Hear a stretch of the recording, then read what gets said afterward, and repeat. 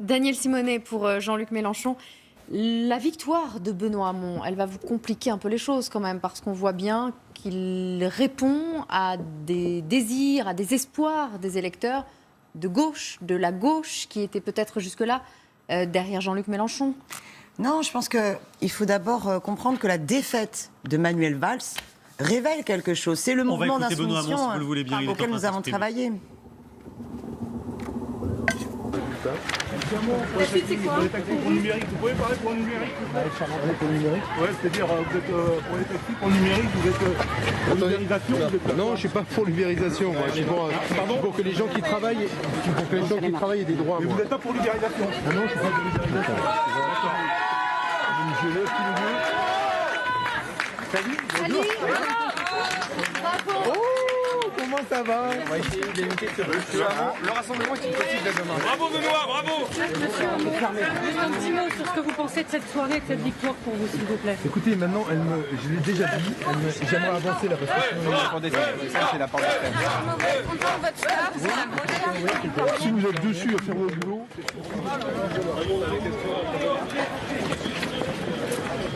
Bien, ma question. Benoît Hamon, il est quand même en concurrence directe avec Jean-Luc Mélenchon. En fait, Benoît Hamon, il faut d'abord comprendre une chose. On vient de terminer la primaire du Parti Socialiste. Bien. Donc, M. Benoît Hamon est le candidat du Parti Socialiste.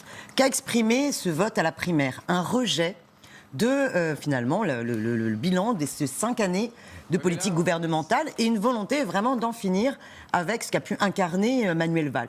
Finalement, c'est ce mouvement, ce vent d'insoumission auquel nous avons cessé d'œuvrer dans la campagne de Jean-Luc Mélenchon. Donc déjà, c'est ce premier sens qu'il faut comprendre dans la primaire du Parti Aujourd'hui, vous êtes socialiste. Débordé par ça. On a vu le résultat du sondage. Non, parce que, 13% vous savez...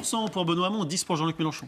Non, vous savez, quand il y a eu le soir de la primaire des Républicains, Monsieur Fillon a tout de suite explosé avec plus 10 points. Et puis, vous avez vu où est-ce qu'il en est aujourd'hui. Bon, la situation, ma foi, est un peu plus compliquée que cela. Il reste Donc, deuxième dans le sondage.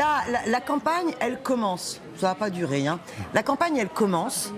Oui, sa situation à Monsieur François Fillon choque énormément le pays, hein, que ce soit l'affaire de sa femme, de ses fils, enfin on ne sait plus par où terminer, plus l'argent récupéré au Sénat. Bon, tout ça choque énormément. Voilà, la question vraiment de l'intégrité en politique est quelque chose d'important pour les Françaises et les Françaises. Et manifestement, François Fillon a plus d'une casserole, c'est même une batterie de casseroles. Donc revenons à Benoît Hamon, à la concurrence avec Jean-Luc Mélenchon. Revenons à Monsieur Hamon. Monsieur Hamon, maintenant, est face à une tâche qui est compliquée, puisqu'il est le candidat du Parti Socialiste. Vous avez déjà un certain nombre de candidats à la législative qui ont dit qu'eux allaient faire campagne en valorisant le bilan du gouvernement. Et M. Hamon, en tant que candidat du Parti Socialiste, va devoir rassembler déjà toute la famille socialiste. Va-t-il être l'homme du grand écart qui, après avoir critiqué ces 5 années de bilan gouvernemental, va finalement se rabibocher avec cela? Maintenant, nous, ce que nous souhaitons, c'est que cette campagne présidentielle permette un débat dans le pays. Monsieur Benoît Hamon fait la proposition, par exemple, d'un 49.3 citoyen. Alors, Benoît Hamon, il fait aussi la proposition à Jean-Luc Mélenchon et à Yannick Jadot de construire une majorité gouvernementale. Est-ce que on va écouter Benoît Hamon d'abord. Les responsabilités qui sont désormais les miennes de représenter toute la gauche. Et on a eu un échange extrêmement cordial. On se connaît depuis très longtemps. Et voilà. Et donc j'ai beaucoup apprécié les mots qu'il a eus pour encourager et faciliter le rassemblement ce soir. Vous avez vu François Hollande au téléphone? Oui. Il a fait un tweet pour féliciter l'équipe de France, mais pas vous. Mais je l'ai eu au téléphone. Et alors? Et il m'a félicité de ma victoire. Et nous avons prévu de nous voir. Très bien. Et vous avez prévu de vous voir quand, par hasard? Incessamment.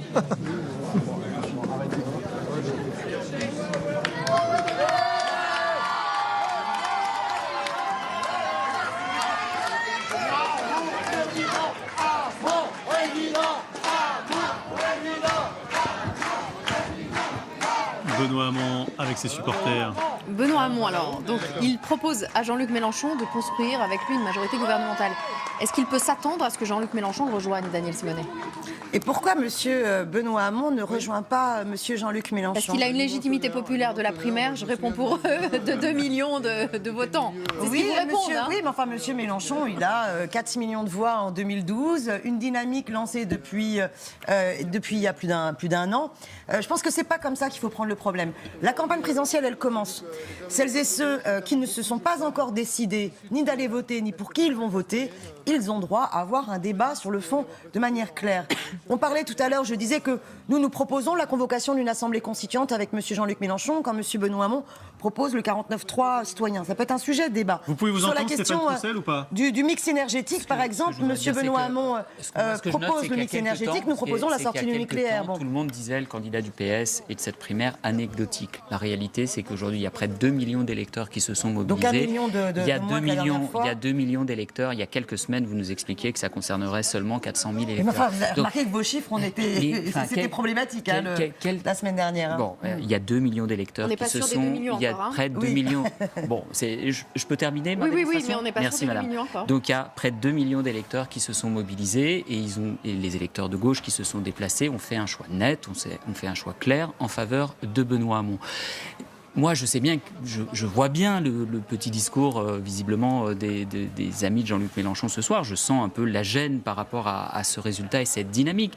Moi, je ne crois pas aux candidats autoproclamés. Je ne crois pas plus à ceux qui, je préfère les centaines... Pardon, je préfère des centaines de milliers d'électeurs qui se déplacent pour mettre un bulletin dans l'urne que quelques dizaines de milliers de clics sur Internet. Je pense que la légitimité démocratique des électeurs qui se mobilisent est bien plus forte. Florence Portelli. Si on pense, attendez, juste pour terminer, si on pense que le seul enjeu, c'est de savoir lequel des deux, je ne sais pas quoi, moi, ce qui m'importe,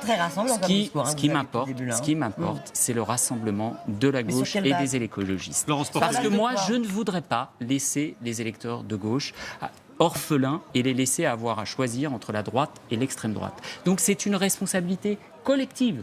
Donc moi mon enjeu, c'est pas le parti socialiste. Mon enjeu, ce n'est pas le Parti socialiste. Je sais bien que Jean-Luc Mélenchon, c'est sa cible prioritaire. Nous, notre enjeu, c'est de rassembler la gauche et les écologistes. Parlons un petit peu de la droite. Que la droite et l'extrême droite soient seuls au deuxième tour. Il y a que ça qui m'intéresse. Porte de la Villette cet après-midi, c'était évidemment un moment très très attendu.